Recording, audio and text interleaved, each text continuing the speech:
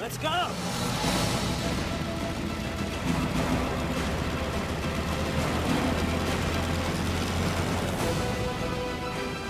No invention has changed the world quite like the airplane.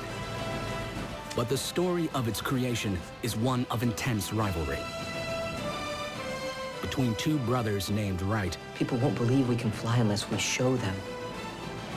and a daredevil called Glenn Curtis, May the best plane win. who was brave enough to take them on. We fly again tomorrow. A bitter competition, It's a ploy. fueled by danger,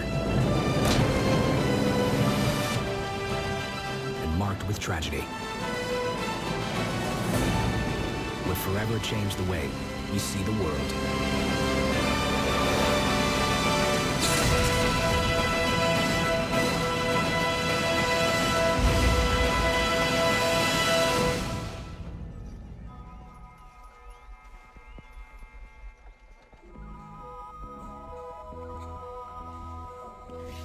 Try this one.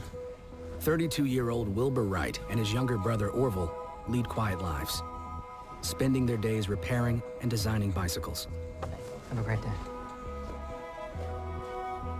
The two brothers have always had inventive minds. Between the two brothers, it was a terrific team because Wilbur had really remarkable insights, and Orville could build almost anything. So you have one party coming up with an idea and the other one bringing it to fruition. For Wilbur, bicycles are not enough.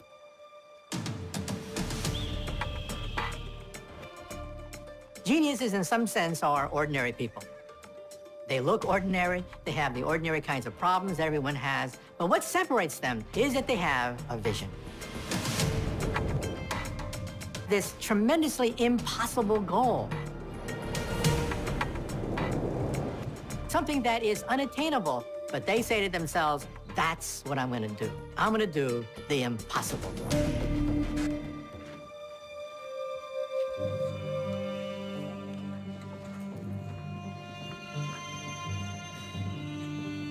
What do you see?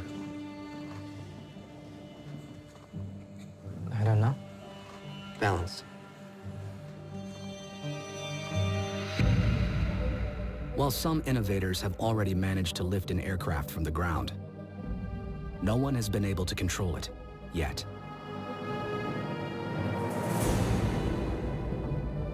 Wilbur saw that birds shifted their wingtips in flight in order to bank. What Wilbur recognized, and no one else did, was that an aircraft, in order to become stable, had to be inherently unstable. It was the single most significant breakthrough that allowed control-powered flight. Wilbur's theory is simple. If he can twist an aircraft's wings in flight, he'll be able to maintain control. It will come to be known as wing warping. Everybody likes to say science did this. Science is people. People use the process of science, make an observation, come up with a hypothesis of why it happens, then try it, and compare it to what you thought was going to happen. That process has changed the world. Experimenting with a kite is one thing. But to get a person in the air, he'll have to put his life on the line. So his design has to be flawless. For the next 3 years, Wilbur and Orville turned their attention to building full-sized gliders.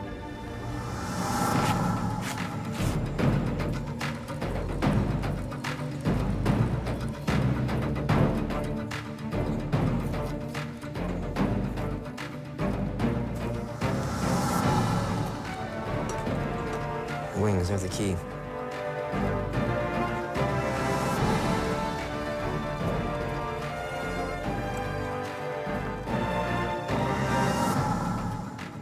Wilbur recognized that you needed to fly in wind. They said no bird soars in a calm. And they were looking for some place where it was sandy, so if you landed, you wouldn't get killed.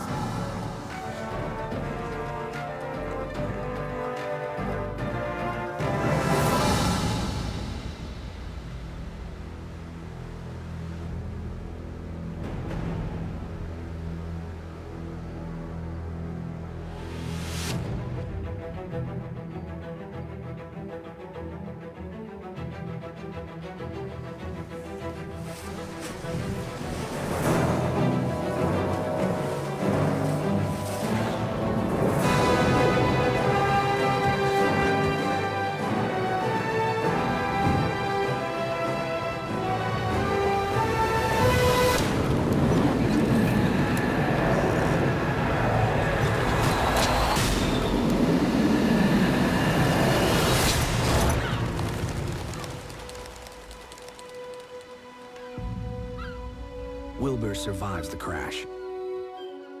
But if the Wright brothers are going to be first in manned flight, they'll have to rethink their design, and fast. After all, the race to be first in the air is just heating up.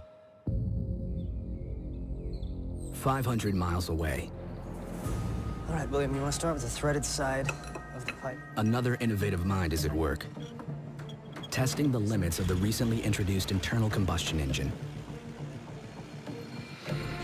While the metal warps. A gregarious motorcycle designer named Glenn Curtis. Glenn Curtis was like the Wrights. He had a bicycle shop. He had a lot of experience with motors and became, pretty much without question, one of the most talented motor designers working in America at that time.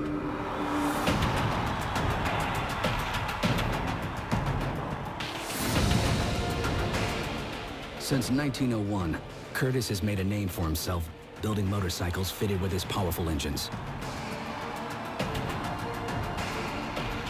But the young thrill-seeker's career is about to change forever.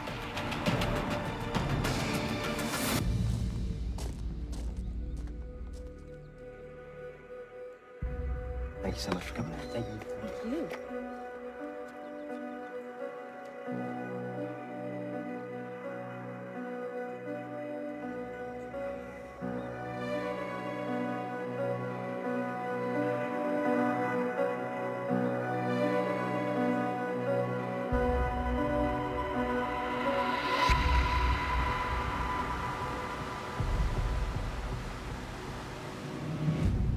After spending nearly $1,000, the Wright brothers returned to the beach to test their new design, the Wright Flyer. To gain more control, they've not only enhanced their rudder system. Orville and Wilbur have installed a 4-cylinder, 12-horsepower engine.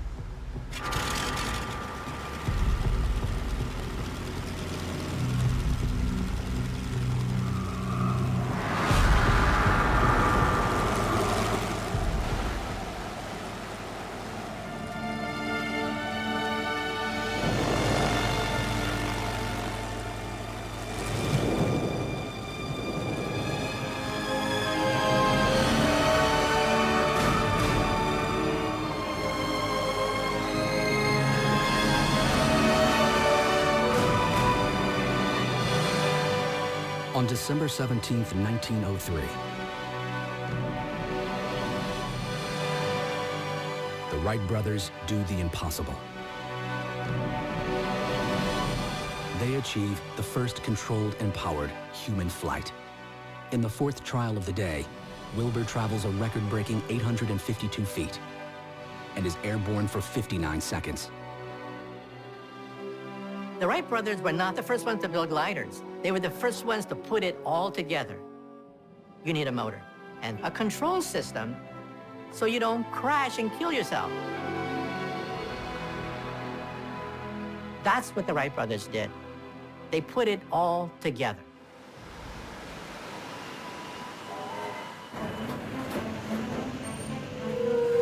The Wright brothers leave Kitty Hawk having made history.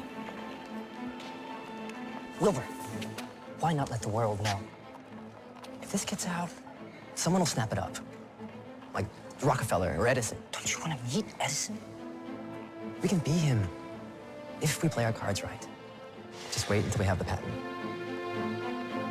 The Wright brothers filed a patent that would give them a monopoly not only on wing warping, but anything that altered the margins of the wings in flight. It was as if Bill Gates got a patent on any software for personal computers. You couldn't do that today, but you could do that then.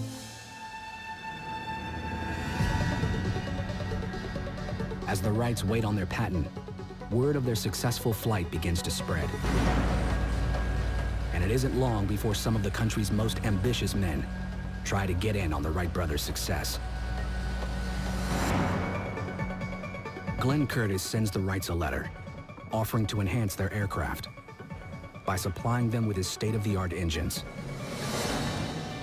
Less than a week after Curtis makes his offer, the Wrights' patent is approved. Owning the rights to powered flight, Wilbur and Orville can now legally prevent any future competitors from building airplanes.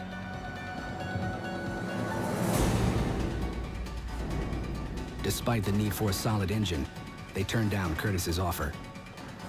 And in doing so, create their biggest rival to date.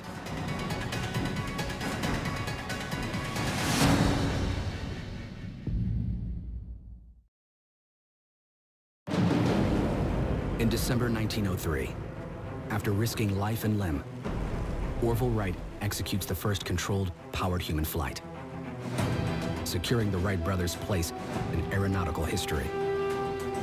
And while they hold the patent for their design, their success is only breeding competition.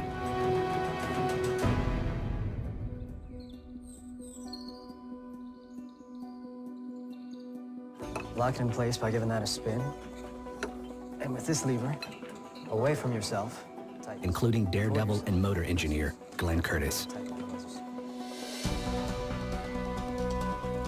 Curtis has just been recruited to a group of engineers and innovators, fronted by world-renowned inventor Alexander Graham Bell, looking to construct their own set of blueprints for an aircraft. And they're convinced that Curtis's engine is the key to powered flight.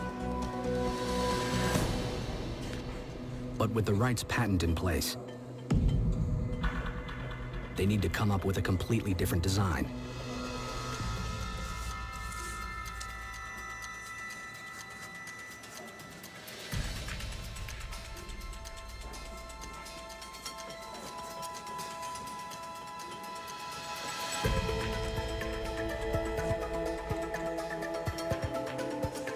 Instead of wing warping, Curtis focuses on a different method of stabilization: ailerons.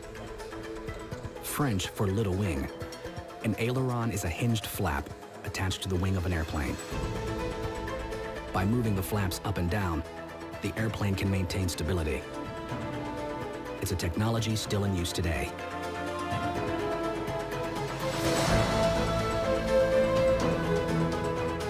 Curtis and his team built an airplane fitted with ailerons and one of his powerful 40-horsepower engines.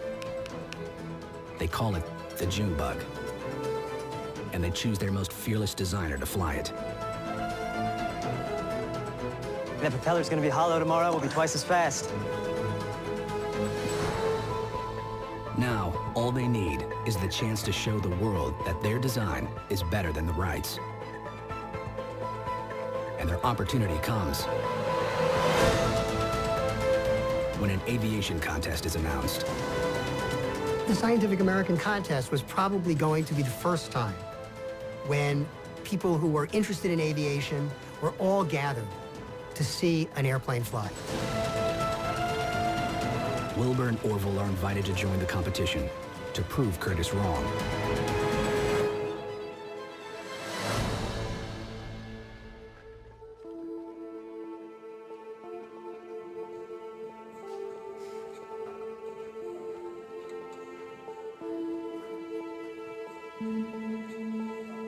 It's a ploy.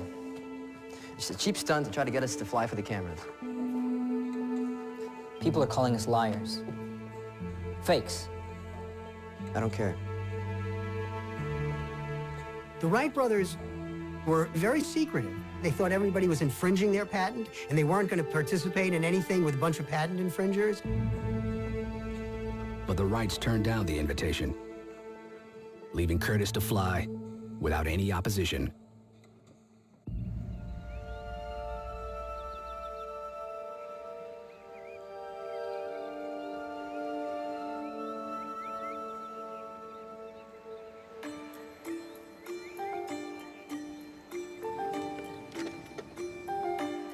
With the contest only one day away, Glenn Curtis takes his June Bug up for one final test run.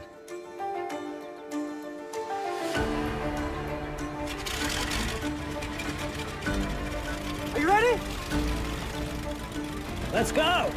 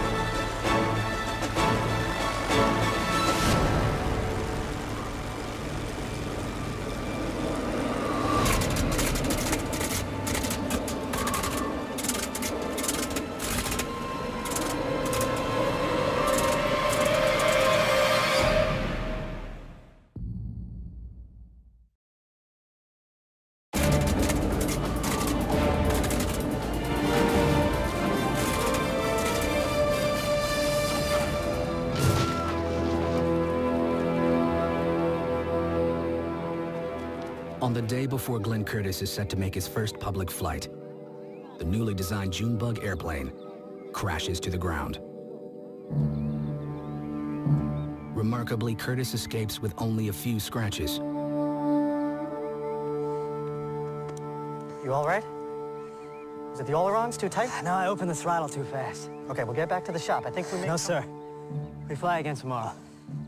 But Glenn, We fly again tomorrow.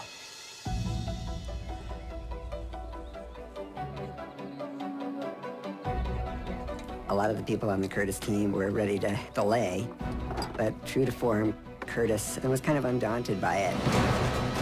With his reputation on the line, Curtiss pushes his team to their breaking point to repair the damaged airplane in time for the exhibition. In order to do something brand new and succeed spectacularly, that usually comes with a tremendous amount of risk. To succeed spectacularly, you need to be willing to fail spectacularly.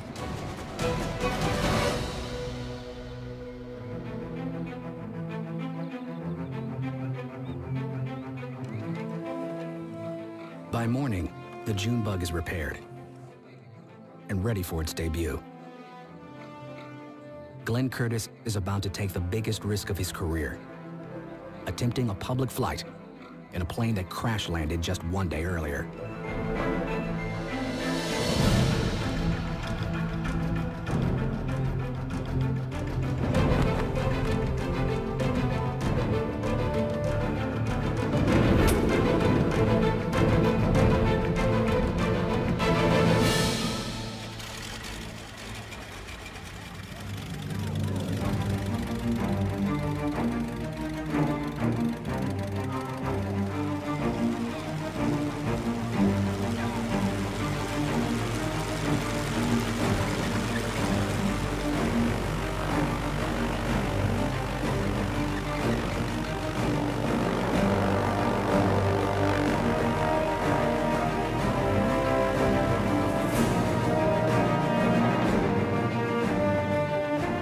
Curtiss flies for nearly a mile. It's hard to imagine how dramatic it really must have been for people. It was really an amazing spectacle. People were literally crying, people were screaming. It opened up a whole new horizon in a way because this thing that you thought was impossible was now happening in front of your eyes.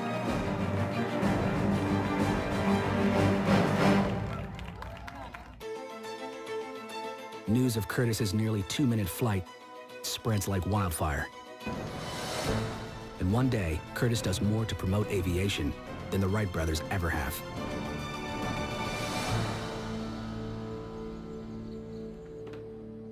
With his triumph, Mr. Curtiss can now lay claim to the title First in Flight.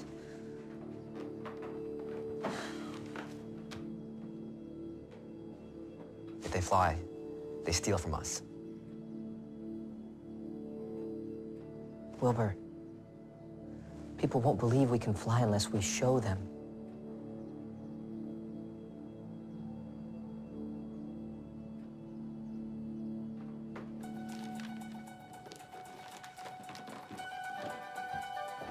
Now, after being upstaged by Glenn Curtiss in the field they pioneered, the Wright brothers come out with guns blazing.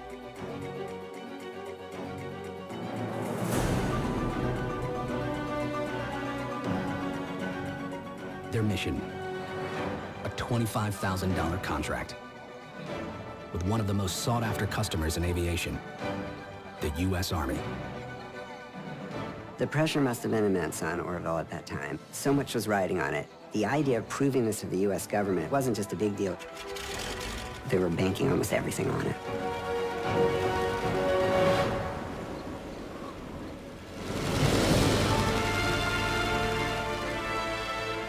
Over the course of 1 week, Orville completes a series of successful demonstrations. And on September 9th, 1908, Orville flies for 62 straight minutes, crushing the record for sustained flight.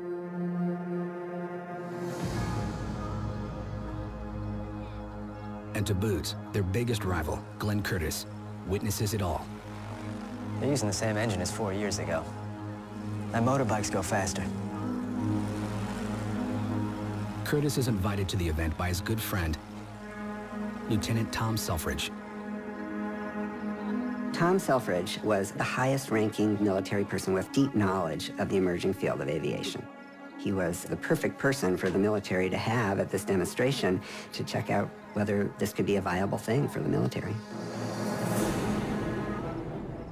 For Orville, the only way to win the contract is to win over Lieutenant Selfridge. With 12 successful test flights behind him, Orville is joined by Selfridge for the first official demonstration. Ready?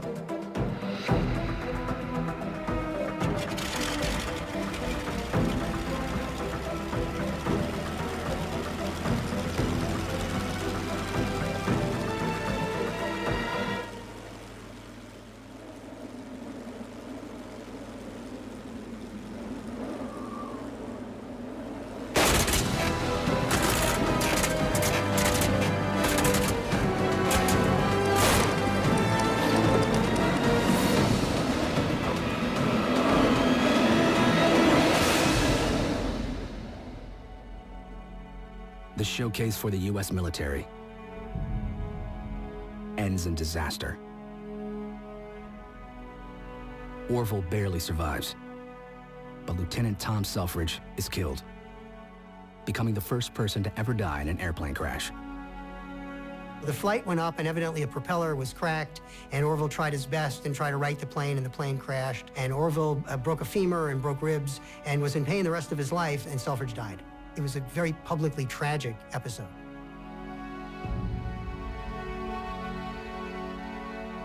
For Glenn Curtis, the competition against the Wright brothers turns personal.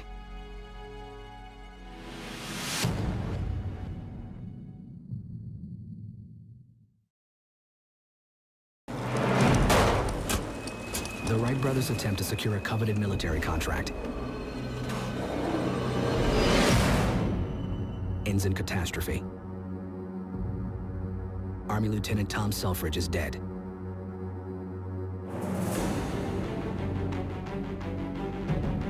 The tragedy makes headlines across the country. Orville is sidelined for 7 months recovering from his injuries, but he's determined to not let the accident tarnish their name.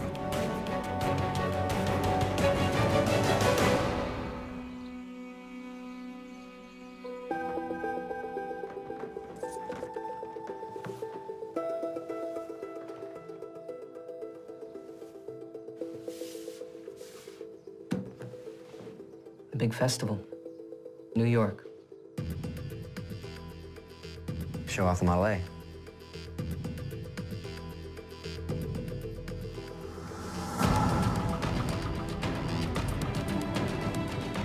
In 1909, there was a huge festival in New York, and one of the big deals was going to be a flying exhibition. Wilbur flew up and down the Hudson to where George Washington Bridge is now and back. This was the most important public flight in front of civilians in America up until then. 90% of the people who were there had never seen an airplane before. You're talking about a group of spectators watching something that they thought was impossible. It was an enormous day for Wilbur.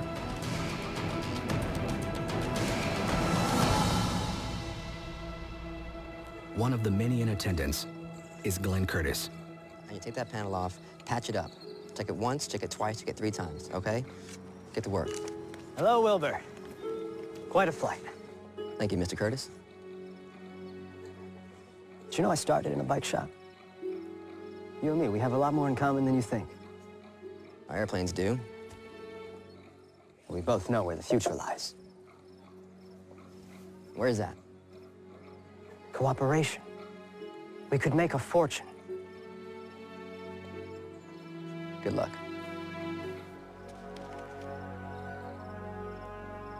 Tom Selfridge. Best friend a man could ask for. Terrible judge of engines. May the best plane win.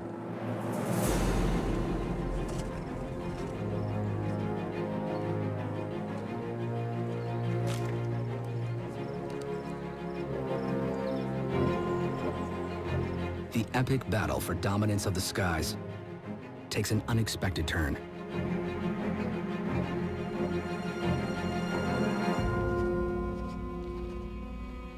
It is our view that morally the world owes its almost universal use of our wing stabilization system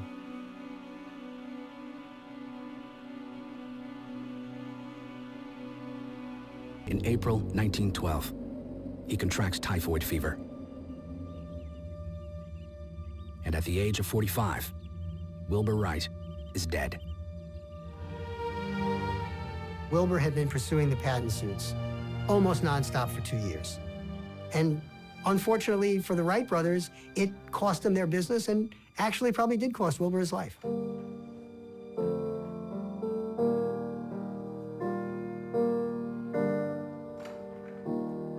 When Wilbur died, something went out of Orville. Wilbur, he was not only the brilliant scientist, he also had the drive. Orville definitely withdrew into himself.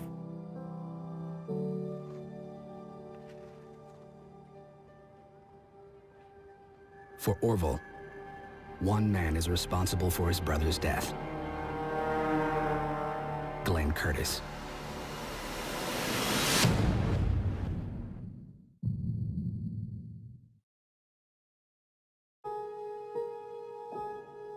Wilbur Wright's early death devastates Orville. He's lost his business partner and brother. But just when it appears that things can't grow any darker, fate hands Orville Wright the miracle he's been waiting for.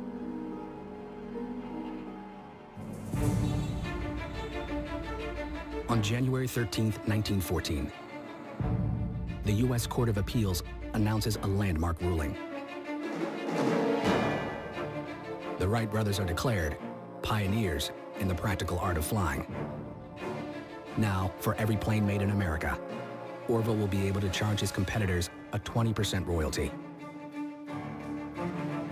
But there's one man he refuses to license his design to. The man he blames for driving his brother to an early grave, Glenn Curtiss.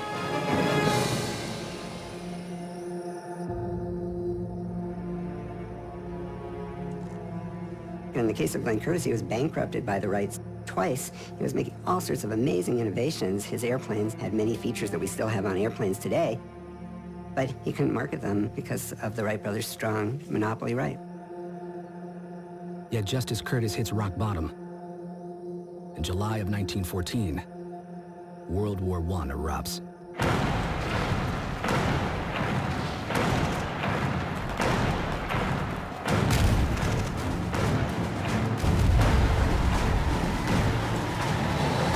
It is the biggest military conflict the world has ever seen. And for the first time in history, the war won't just be fought on the ground. It will be fought in the skies. Between the years of 1914 and 1918, Germany builds nearly 50,000 airplanes. But because of the Wright brothers' patent, the aviation industry in the United States has come to a standstill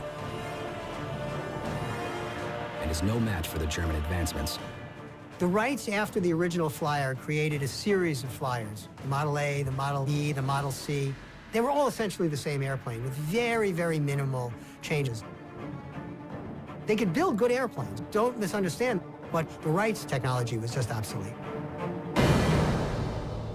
When the U.S. enters the war in 1917, the government has no choice but to intervene and resolve the patent dispute once and for all. The war effort demands sacrifice.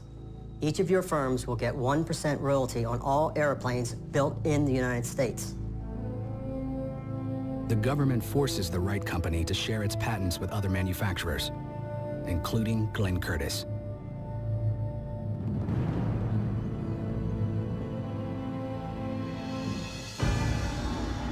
Curtiss is now free to build and sell his airplanes and reap the financial reward.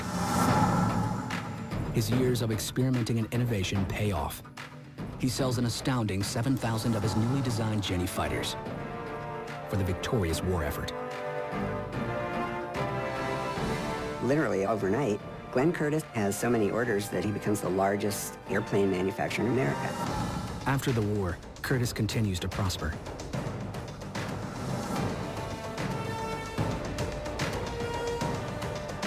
And by 1920, he's made $32 million, the equivalent of over $300 million today. The Wrights may have invented the airplane, but Glenn Curtiss has turned it into an industry.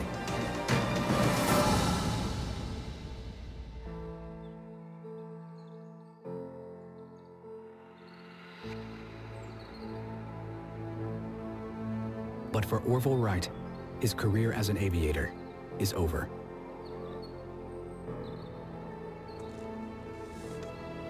Orville retires from the aviation business and is left to watch the advancement of the airplane from the sidelines.